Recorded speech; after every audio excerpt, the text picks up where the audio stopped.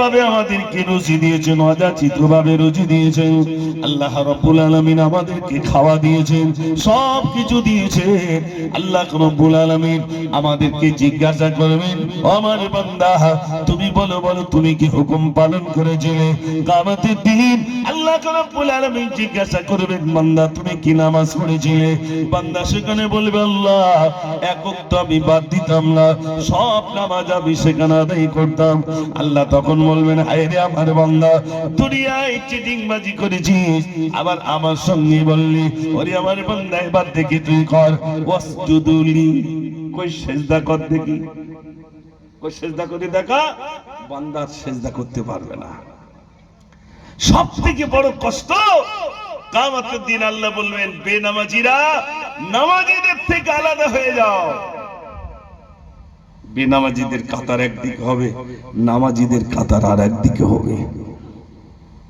ও ভাইরা, সেদিন কত কষ্টের দিন বলুন তো ভাই। আজ থেকে নিয়ত করুন, ইনশাআল্লাহ আমার জীবন থেকে একটা নামাজ, একটা ওয়াক্তের নামাজ আমি ছেড়ে দেব না, ইনশাআল্লাহ। একটু বলুন ইনশাআল্লাহ। জি, হবে না আওয়াজ? অত সহজ, অত সহজে আওয়াজ হবে? আল্লাহু আকবার দেখে একটু সবাই জোরে আওয়াজ দেন দিন, নারে তাকবীর। আস্তে আস্তে হচ্ছে, ওরা চালাচ্ছে আর আমরা চুপচাপ দেখি। আল্লাহু আকবার জোরে বলেন। এই তো আপনাদের মসজিদ তো পাশে নাকি? মসজিদ তো পাশে, ওই মসজিদেই তো আওয়াজ হয়। আল্লাহু আকবার, আল্লাহু আকবার। আল্লাহ মহান, আল্লাহ বড়। মসজিদ আবার বলবে, আশহাদু আন লা ইলাহা ইল্লাল্লাহ, আমি সাক্ষী দিতেছি আল্লাহ ছাড়া কোনো মাবুদ নাই। একটু জোরে বলুন না সুবহানাল্লাহ। মুয়াজ্জিন প্রতিদিন 5 বার করে বলে। আমি তো মুজাফফর আজ আপনাদের কাছে বক্তব্য রাখছি, কিন্তু মুয়াজ্জিন প্রতিদিন আপনাদের মসজিদে 5 বার করে বক্তব্য রাখে। কি জানেন কি বলে? হাইয়া আলাস সালাহ, এসো নামাজের দিকে, এসো নামাজের দিকে। মুয়াজ্জিন আবার বলে, হাইয়া আলাল ফালাহ,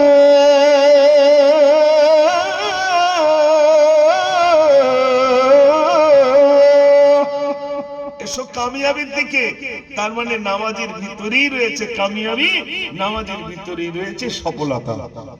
জোরে বলবেন না সুবহানাল্লাহ। কোথাও শান্তি নাই, কোথাও সফলতা নাই। হাইয়া আলাস সালাহ, এসো নামাজের দিকে। হাইয়া আলাল ফালাহ, এসো কামিয়াবির দিকে। ওই নামাজের ভিতরেই কামিয়াবি। আর ভোরবেলা একটা শব্দ বেশি বলে, কি বলেন তো? আসসালাতু খায়রুম মিনান নাওম। তার মানে 10টা পর্যন্ত ঘুমো, তাই তো নাকি? কেউ কথা বলতেছে না, তার মানে ভুল বললেও কেউ কিছু বলবে না। হুজুর তুমি চালাও। হ্যাঁ, আসসালাতু খায়রুম মিনান নাওম, ঘুম থেকে নামাজ উত্তম। আহা, আর 10টার সময় উঠতেছি, চোখ জ্বলতে জ্বলতে উঠতেছি, ফজরের নামাজ কাজা। আমার একটা গজল ছিল না, ফজর গেল হেলে দুলে জোহর, ফজর গেল ঘুমের ঘরে, জোহর গেল হেলে দুলে, আবার আসিরের ওই আজান দিলে আমি কাজে রওয়ানা। নামাজ হলো জান্নাতের ওই ঠিকানা, নামাজ হলো জান্নাতের ওই ঠিকানা। মন দিয়ে শোনেন, ফজর গেল ঘুমের ঘরে, জোহর গেল হেলে দুলে, আবার আসিরের ওই আজান দিলে আমি কাজে রওয়ানা। নামাজ হলো জান্নাতের ওই ঠিকানা, নামাজ হলো জান্নাতের ওই ঠিকানা। তাহলে ফজর গেল, জোহর, আসর, এবার কিসের রক্ত ভাই? জোরে বলে, মাগরিব। মাগরিবের ওই আজান শুনি, চা খেতে ওই বসি আমি, সবাই ওযু করে যাই যে দেখি আমার নামাজ হলো না, নামাজ হলো জান্নাতের ওই ঠিকানা। আজান শুনতে পেয়ে তাড়াতাড়ি করে চার দোকানে করে তাড়াতাড়ি চা দাও, মাগরিবটাও গেল। এরপরে এশার আজান দিলে পরে ভাবি পড়বো নামাজ ঘরে গিয়ে, বিবি বাচ্চাকে দেয় কোলে তুলে, বিবির কাজই ফুরায় না, নামাজ হলো জান্নাতের ওই ঠিকানা। কত গেল ভাই? 5 ওয়াক্ত। তাই কবি লিখেছেন, এমন ভাবে দিন কাটিলে কবরেতে কি বলিবে, এমন ভাবে দিন কাটিলে কবরেতে কি বলিবে। বলি ও মুজাফফর তুমি জানো নামাজ পড়া ছেড়ো না, নামাজ হলো জান্নাতের ওই ঠিকানা, নামাজ হলো জান্নাতের ওই ঠিকানা। জোরে বলবেন কি সুবহানাল্লাহ। নামাজ জান্নাতের চাবি। নামাজ, নামাজ নিয়ে অনেক গজল, এটা ওযুর গজল শোনাবো ইনশাআল্লাহ। দেখি আপনারা যদি গজল শুনতে চান, এতক্ষণ তো গজল বলিনি, অনেক যুবকরা এসেছে, দুটো একটা গজল শুনবো, আমি শোনাবো। তবে আওয়াজ আগে দেখলে, যদি দেখি খুব জোর তাহলে মনে করবো শুনবে, আর যদি আওয়াজ দেখি কম তাহলে মনে করবো শুনবে না। দেখি আওয়াজ, নারে তাকবীর। বোঝা যায়নি ভাই, দাঁড়িয়ে পাল্লা সমান কোনা হয়ে গেছে, হয় ওয়েট কমাতে হবে না বাড়াতে হবে, দুটোর যে কোনো একটা। জি, তাহলে বুঝতে পারবো। সবাই মিলে দেন নারে তাকবীর। এবার বোঝা যাচ্ছে না, একটা তো শুনবে ইনশাআল্লাহ, শোনাবো। প্রথমে নামাজ পড়তে গেলে প্রথমে কি করতে হবে বলতো ভাই? ওযু করতে হবে। একদম নামাজ পড়তে গেলে প্রথমে ওযু করতে হবে। একজন আরবের লোক, একজন ভারতের লোক। তো ভারতের লোক আরববাসীকে জিজ্ঞেস করছে, আমি ভারতবাসী কোন বিদেশি, ও আরববাসী শোনো না, আরবিতে যে ওযু বলে একটু মনে বোঝো না। আমি ভারতবাসী কোন বিদেশি, ও আরববাসী শোনো না, আরবিতে যে ওযু বলে একটু মনে বোঝো না। আমি ভারতবাসী কোন বিদেশি। আরববাসী বলছে ওযু জানো না, বলছে না। ওযুর বয়ান করব আমি, শুনে তুমি লবে, ওযু করতে না ভুলিলে সফল হবে তবে। কাবার দিকে মুখটি করে উঁচু জায়গায় বসিয়া, আর ছিটিয়ে যেন ওযুর পানি না যায় শরীর ভিজিয়া। আমি ভারতবাসী কোন বিদেশি। মানে ওযু যখন করবে, ওই যে পানিগুলো পড়ে যাবে ওতে যেন নিজের হাত পা না ভিজে যায়, কারণ যেটা পড়ে যায় ওটা না পানা। এর কি বলে ওযু করবে শুনে নেন, বেশি বেশি বুঝতে পারবেন না, এটা ঠিক আছে।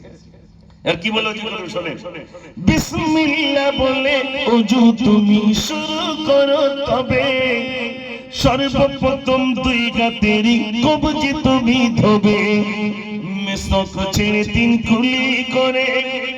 মেসক বোঝেন তো ভাই? তার মানে কি বেরাস নাকি? না, মেসওয়াক, দাঁত।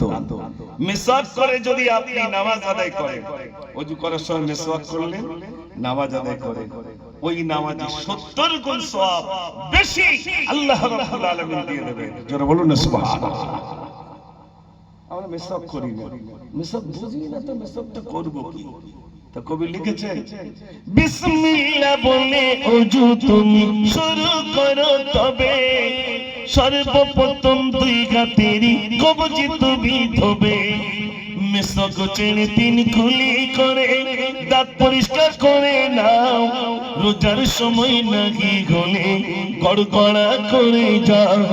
আমি ভারতবাসী কোন বিদেশি। নিয়ত করে নিলাম, কুলি করে নিলাম। এবার কথা পানি দেবেন, শোনেন।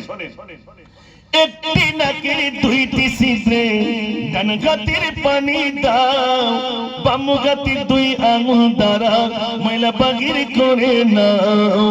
একটি নাকের 2টি ছিদ্রে ডান হাতের পানি দাও, বাম হাতে 2 আঙুল দ্বারা ময়লা বাহির করে নাও। সীমারেখা বলছি আমি, ছবি তুমি করো না, আর বলছি আমি ওযুর কথা ব্যথা মনে নিও না। আমি ভারতবাসী কোন বিদেশি। এই আঙুলটা রে আঙুলটা নাকের নরম জায়গা পর্যন্ত, নাক দেখবেন অর্ধেক শক্ত অর্ধেক নরম, ওই নরম জায়গা পর্যন্ত পানি পৌঁছাতে হবে। তারপরে কি করবেন, আমার দিকে তাকান।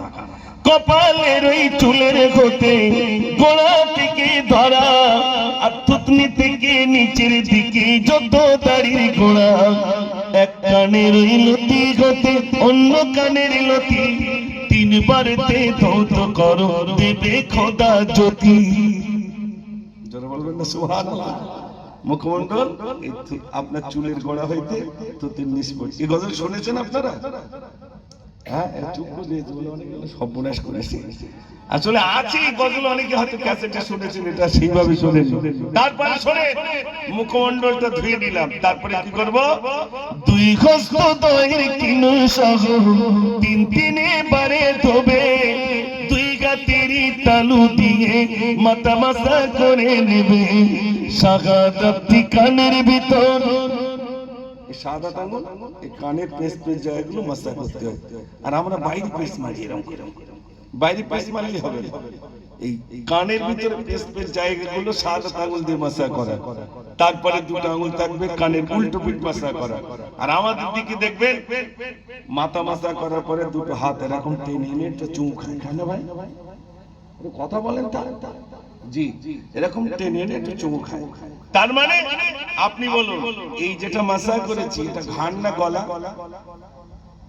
গলা মাসা করেছি। ঘাড় কোনটা? এটা শীত চলে যাচ্ছে, এটা হলো ঘাড়। ওটা যখন মাসা করা হবে তখন বলতে হবে আল্লাহুম্মা ফুক্কা রাকাবাতান মিনান নার। ঘাড় মাসা করা দোয়া, প্রত্যেকটা অঙ্গ প্রত্যঙ্গ ধোয়া দোয়া। তা আমরা যা দোয়া বলবো, হয়তো ডান হাত ধুতে গেলে যে দোয়া, এবার বাম হাত ধোয়ার সময় দোয়া বলবো, হয়তো ডান হাত শুকিয়ে যাবে, কারণ আমরা তো সেইভাবে আওড়াতে পারবো না। এই জন্যই একবারই দোয়া অন্তত বলুন বিসমিল্লাহির রহমানির রহিম। তা যদি না পারেন, আল্লাহ আমি নাপাক থেকে পবিত্র হওয়ার জন্য কি করিতেছি? ওযু করিতেছি। এটা বলে অন্তত নাপাক থেকে পবিত্র হওয়ার জন্য আমি ওযু করিতেছি। হযরত ইমামে আযম আবু হানিফা রাহমাতুল্লাহ আলাইহি তিনি যদি কোনো মানুষ ওযু করতেন, ওযুর পানিটা গড়িয়ে গেলে তিনি দেখতে পেতেন ওই মানুষটা জিনা করেছে, ব্যভিচার করেছে। ও সোনার ভাইরা,